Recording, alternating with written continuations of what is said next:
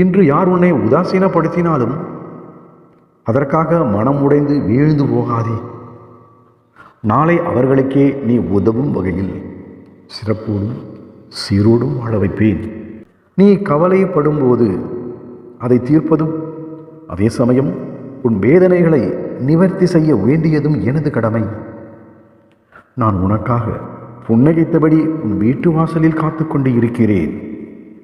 உன்னை மகிழ்ச்சியாக வாழ வைக்கப் போகிறேன்.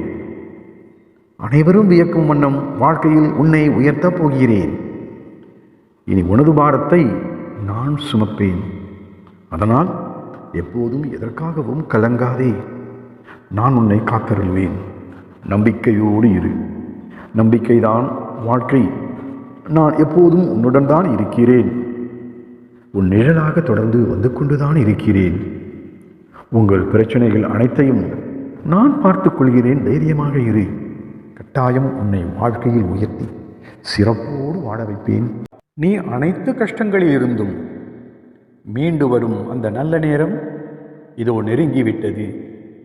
கலங்காமல் இரு. தைரியமாக இரு. கடந்த காலத்தையும் நீ கடந்து வந்த அந்த கடினமான பாதையையும் நீ நினைக்கும் போது உனது மனம் கலக்கம் அடைகிறது. நீ ஒன்றை புரிந்து கொள். நீ எல்லா எதிர்மறை சூழ்நிலைகளில் இருந்தும் தீவினை கரும பலன்களில் இருந்தும் விடுபட்டு விட்டாய் என்பதே நிதர்சனம். தூய்மையான ஆன்மா கொண்ட உங்களை எத்தனை நாட்கள் தான் அந்த தீய கர்மவினை ஆட்டி வைக்க முடியும்? அதுவும் ஒரு நாள் முடிவுக்குத்தான் வந்தாக வேண்டும். அந்த நாள் வந்துவிட்டது. உன் கரும தீய பலன்கள் இன்றோடு தீர்ந்து விட்டது. உன் துயர நாட்களும் முடிந்து விட்டது. கலங்காமல் இரு.